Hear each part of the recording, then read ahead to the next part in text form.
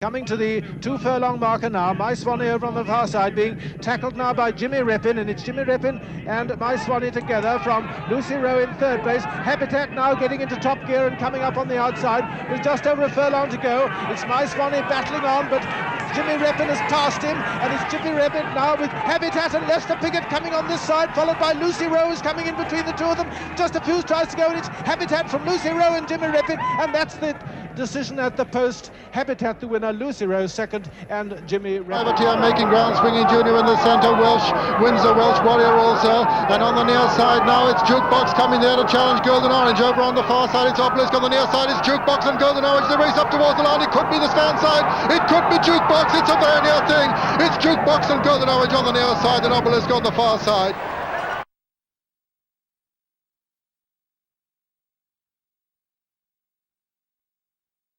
Inside the final 2 furlongs, and John Gorton has Jacinth under pressure. Lester Piggott has Thatch under pressure towards the far side, and it's very little between the two. Thatch on the far side, Jacinth on the near side. In third place is Sun Prince, and it's Thatch the colt getting the better of the filly at the moment as they race into the final 150 yards. It's Thatch from Jacinth, and Thatch has it sewn up now as they come up to the line. Thatch has it clearly from Jacinth and Sun Prince, and at the line Thatch is the winner. Jacinth is second, Sun Prince is third, and it's Island Agree who in fact hits the front as Hippolyte fades. Everything nice coming there to challenge. Source Boat coming there on the outside with Silken Way, and it's Island Agree from Everything Nice and Source Boat and Silken Way now, and it's Source Boat in the lead from Silken Way. Island Agree over on the far side. Rusalka trying to put in a challenge, but it's Richard Fox on Source Boat being pressed by Lester Piggott on Rusalka. Silken Way towards the outside, and it's Rusalka coming to challenge Source Boat now, and as they race up towards the line, it's Rusalka who takes it up and at the line. Rusalka's the winner from Source Boat second.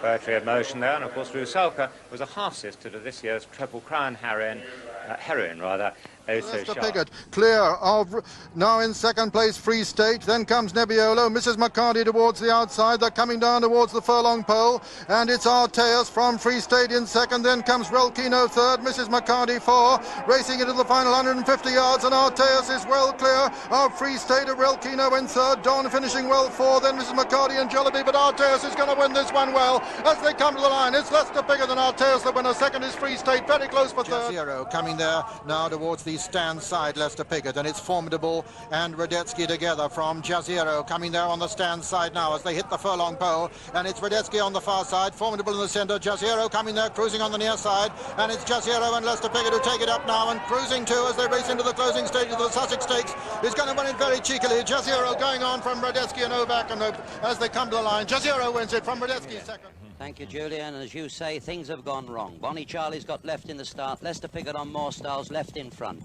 What's he got to do now? Well, he's tried to conserve Moorstyle's energy, and as you can see there, he's trying to take him back off the pace. But Moorstyle, don't forget, the last time that Moorstyle ran, it was over 5 furlongs, and he's been trained to run a 5 furlongs as fast as he can ever do. Well, Lester now has got his work cut out to get Moorstyle to drop his bit. There we have Last Fandango just on Lester's shoulder on the outside, being tracked there by Tuagori Moo. And there you can see the pacemaker Bonnie Charlie trying to get back into the race, going round, but runs very wide and never really gets into the race to do his job properly. Back to Lester again. Lester gradually dropping his hands, sitting high in the saddle on Moorstyle, trying frantically to get him to relax, to get him to save his energy for the last run. But Greville's up to this. He's going to set Tuagori Moo alight in a minute, and now you can see he's got onto the quarters of Moorstyle. He's chasing him along. Tuagori Moo gradually being niggled by Greville Starkey there, sitting low into the saddle, and there you can see the movement of Greville going, putting all of his 8 stone 7, easing him along, and by this time Lester on Moorstyle has still conserved some energy. He really hasn't gone for Moorstyle, but now you can see Lester is beginning to drop lower and lower in the saddle, and that's a sure sign that Lester's in trouble. Another Realm is trying to get into the race just on the heels of these two, with Last Fandango on the wide outside, but he's given all, although Pat Heddery hasn't really gone for him. In the minute you'll notice he dies in his hands. Tuagorimu now is getting the superiority, and Greville's really gone to town on him. He's changed his hands, puts his stick from his right in a minute into his left, tightens him up, and there all Greville's weight, body and strength is behind him. This horse that's had one of the hardest campaigns of the season answers all Greville's calls. Just look at the courage. He's lengthened, he's opened up a 2 or 3 length gap. But now, just watch Leicester. Stick back in his left hand, gives Moorstyle a couple of cracks, conjures up another run out of him. He's racing towards the line, but by this time, I think Tuagorimu is rather losing interest. As I'm saying, a really hard season. He's had to fight for all of his races, and Moorstyle gradually pulling back with every stride, but the post comes too soon. A great race, Britain's top miler this season, beating last season's top sprinter, a really famous race on which the starting prices are as follows. He's a very versatile horse, and he's probably better now than he's ever been, isn't he? If you had to make your own running, would that worry you? No, I wouldn't mind. No. And it's Ardross on the far side, pops his Joy on the near side, between horses Donegal Prince, but Ardross is quickening, and it's Ardross, Leicester Piggott as they enter the final furlong now, from Donegal Prince and pops his Joy, racing into the closing stages, and Ardross winning very cheekily indeed from Donegal Prince in second. And Ardross has won the Goodwood Cup from Donegal Prince Halsbury. And it's still Norfolk Flight, Indian Trail, Orotavo, no U-turn over on the far side. Farry Offer improving just in behind them. Criterion, Leicester Piggott coming to challenge on the outside. Still wide open, no U-turn. And Norfolk Flight now, Orotavo and Farry Offer over on the far side between horses coming into the closing stages now. And on the near side, Orotavo and Criterion beginning to get up, and it's Criterion and Orotavo. And as they race to the line, it's a photo finish between Criterion, Orotavo, no U-turn on the far side, and Indian Trail. Yes, that's it. All installed and away. Jonah Chris very fast away over on the far side. Pien Court's fast away. And so in the earlier stages is Cutler's Corner right over on the far side. Cutler's Corner leads them on the far side. Anita's Prince leads them on the near side. It's Anita's Prince on the right of the picture. Over on the left, it's Cutler's Corner and Jonah Chris. And Reach running very fast in the center of the picture. And it's Cutler's Corner and Jonah Chris from Anita's Prince towards the right of the picture. Yellow Dominoes not far behind him, and nor is Reach. Then over on the far side comes Boy Trumpeter. That passed the 2 furlong pole. And it's Cutler's Corner and Jonah Chris from Reach, and Anita's Prince and Leicester Piggott on the stand side. Anita's Prince on the stand side, Jonah Chris on the far side with Cutler's Corner. Reach in the center, but it's Anita's Prince on the near side. Jonah Chris on the far side from Cutler's Corner, and then comes Reach. Anita's Prince with the advantage as they race up towards the line. Number 2 for Leicester Piggott at the meeting. Anita's Prince wins it very easily indeed in the end, and at the line Jonah Chris is second and Reach third. They're in a photo for second and third, and Cutler's Corner was fourth. So the 1, 2, 3, 4, Anita's Prince, Jonah Chris and Reach in a photo. Yes, the judge confirming a photograph for second place, but no doubt about the winner, number 13, Anita's Prince, owned by Mrs. Anita Quinn, trained by Richard Lister, his first runner at Goodwood, and ridden by Leicester Piggott, his 9th triumph in this traditional Goodwood sprint, the King George. We're actually going to look at Comanche Road. Well, this is much more important to winning. This is why he won the Ledger. Yeah. This is the first time he rode it. This is the only reason. I mean, any jockey would have won in this day. Don't get me wrong, he's won very easily. It is the first time this horse was given, in my opinion, a proper positive ride. The horse liked to be at the front or near the front and be ridden positively. He'd run at Ascot and run well. He'd run at Newmarket and run well, but both times given a sort of a hold-up ride, and he didn't sort of quicken. First time Leicester gets on. That's what I mean. I just think he knew. I mean, maybe Luca had a lot to do with telling him to ride this way. I don't know, but he realised what his qualities were. Basically, it was sustained, genuine galloping. I mean, he was very effective at shorter trips, but it's the same thing. He used to be over a mile and a quarter by galloping horses into the ground or kicking on some way out and drawing. You know, he could sustain his pace for a long time. Leicester was aware of it in a way that I didn't think his previous jockey had been, and I must be, you know, I think the Ledger was won this day because ultimately he got back on it, and I think he knew how to get the best out of the horse, basically. And what was Ledger Day like for you? You were there at that was a great day, but that's, you know, that's tedious. It's not about me. It's about him, and it was. I think that was a fundamental reason he got back on. I think I think his owner realised that, you know, he was better with the horse. It was at the behest of Ivan Allen that he got back on the horse. 100%, yeah, absolutely. He said Leicester rung him up, which I'm sure he did. And race down the hill towards the straight. Still, Agincourt's Song On the inside of Amora, tracking those is the well-backed Greens Fernley. Jahanga going particularly well on the rails, then Selbing and Magnificent towards the outside. Trooping just behind the leaders on the rails. Gurra making ground on the outside with 3.5 furlongs to run. Agincourt Song and Imora on the outside, still the two leaders. Jahanga on the inside, going particularly well towards the outside. Selbing is making his challenge, and Magnificent Gurra on the wide outside, but it's Jahanga bursting through on the inside and being challenged straight away by Greens Fernley. Jahanga and Greens Fernley pressed by Selbing and Gurra on the outside. Magnificent running on a one pace, but it's Lester Piggott and Jahanga being pressed by Greens Fernley and Michael Roberts. Selbing second, third, Gurra is fourth. Trooping running on the far rails, but a furlong to run. It's Lester Piggott and Jahanga going clear. Lester Piggott by 2-3 lengths from Greens Fernley, and second, running on into third is Trooping, but it's one for Lester. Jahanga goes 4-5 lengths clear. Jahanga wins it totally from Greens Fernley, and second, Selbing is third. Gurra was just fourth from Trooping. Then Demitsky never got into it. Northern Conqueror and Royal Dartmouth. Then Magnificent, and the field going back to Imora and the early leader Agincourt Song. So the result of the Schroeder Investment Management Stakes, a runaway win for number 5 Jahanga, owned by Mr. J.R. Alley, trained by Ben Hanbury and ridden by Lester Piggott, his 26th of the season.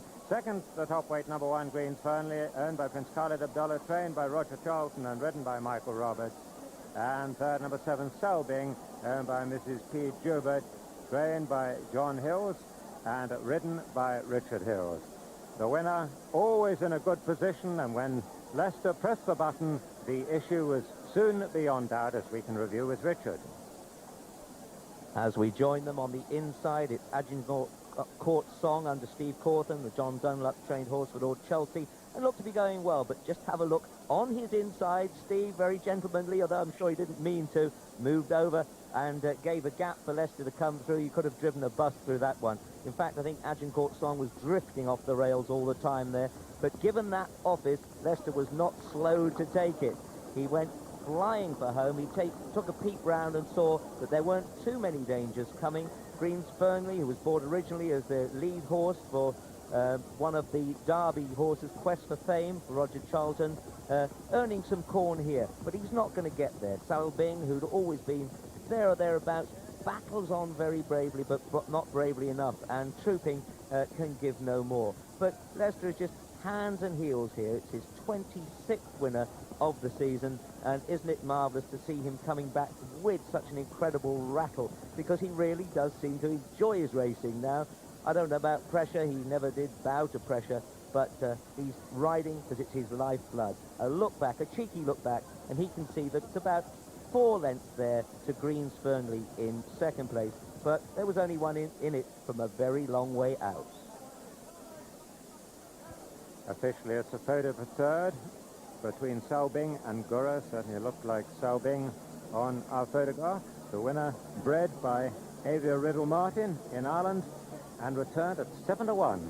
Quite a price for this colt, this Ballard Rock colt, who showed considerable improvement in winning his maiden race over a mile at Kempton last time out on the Wednesday evening of York meeting. Won that one by 7 lengths.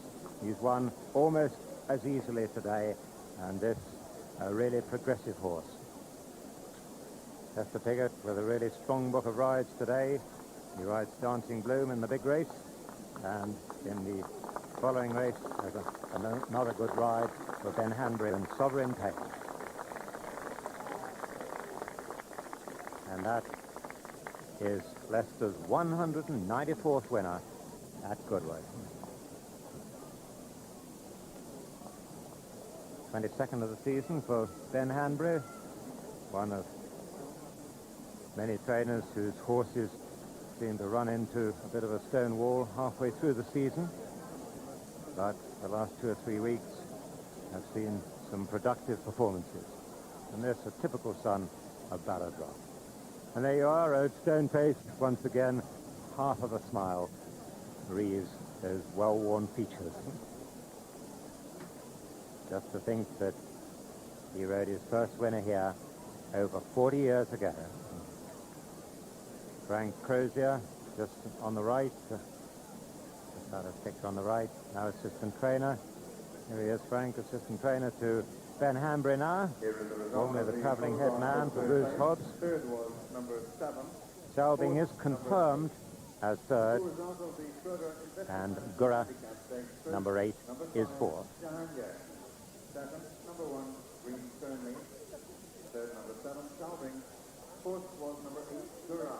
So, Jahanga wins at 7-1. Here are now the full starting prices. First, number 5, Jahanga, 7-1. The second, number 1, Green's Fernley, 11-2, joint favourite. The third, number 7, Selbing, 11-2, joint favourite. Result from Newmarket, that's the 2 o'clock. Written by Michael Hills. 2, Mr. Martini, Ray Cochrane. 3, Kanaska Star, engaged in the Derby, Blinker for the first time, written by Richard Quinn. 4, Geisway, engaged in the Derby, currently gets a 40-1 quote, incidentally, for Epsom from the sponsors, A.R. Dennis. Geisway, written by Lester Piggott. 5 is Salatin, also engaged in the Derby, Willie Carson. And 6, Visto Si Stampi, written by Pat Edery. Here's how they bet.